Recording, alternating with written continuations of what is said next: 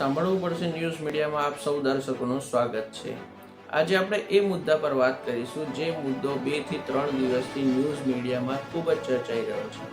એ છે બીએલઓની કામગીરીના ભારણના ભાગરૂપે કાં તો શિક્ષકોને હાર્ટ એટેક આવે છે, કાં તો એ ડરી પડે છે અને એકાદ કિસ્સામાં તો શિક્ષકે આપઘાત પણ કર્યો છે।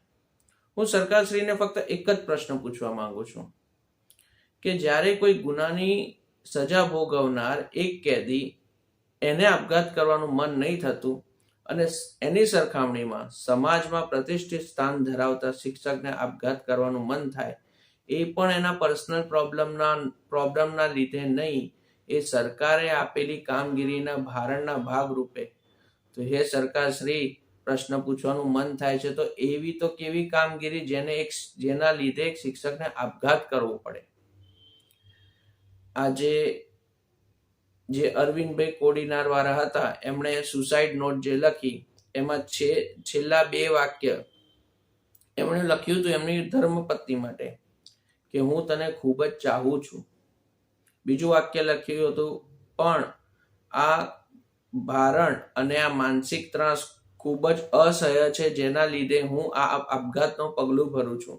બંને વાક્યમાં ખૂબ જ શબ્દનો પ્રયોગ કરવામાં આવ્યો, પણ આપઘાત વાળો ખૂબ જ એટલો વજનદાર હતો કે શિક્ષકને છેવટે મોત વાલું કરવું પડ્યું।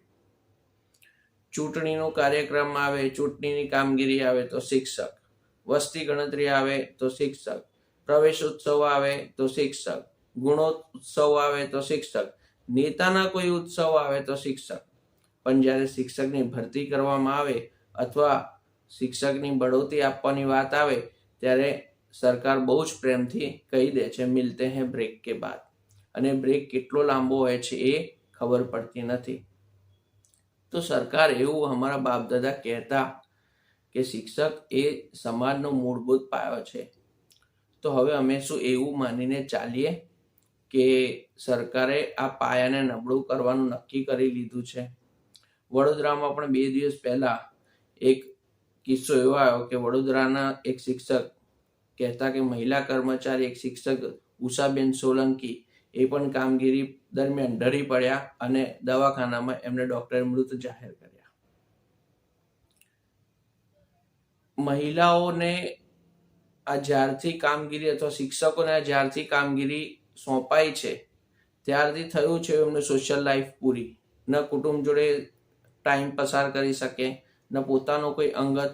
જ્યારે એ કામગીરી સોંપવામાં આવી ત્યારે એવું કહેવાય છે કે મતદાર યાદી ચકાસવી, એને ચકાસવી, એની એન્ટ્રી કરવી, ડિજિટલાઇઝેશન કરવું, સવારે ઉઠીને શિક્ષક આ કામગીરીને લાગે છે તો રાત સુધી મોડા સુધી એ ફ્રી નથી થતા, વ્યસ્ત ને વ્યસ્ત રહે છે। ઘણીવાર એવું પણ થાય છે કે એમની આ કામગીરીના ભાગરૂપે એમના પરિવારજનો કે મિત્રોની પણ મદદ લેવાય છે।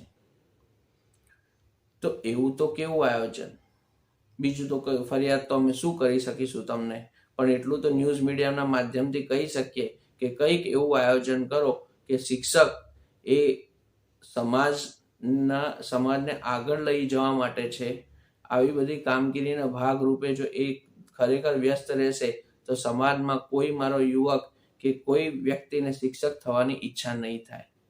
તો આપશ્રીને વિનંતી છે સરકારને કે પ્લીઝ કંઈક એવું આયોજન કરો જેથી કરીને શિક્ષકો અને અન્ય બીએલઓની કામગીરીના ભાગરૂપે ભારણ ઓછું થાય અને આ કામ સરળ રીતે પતી શકે।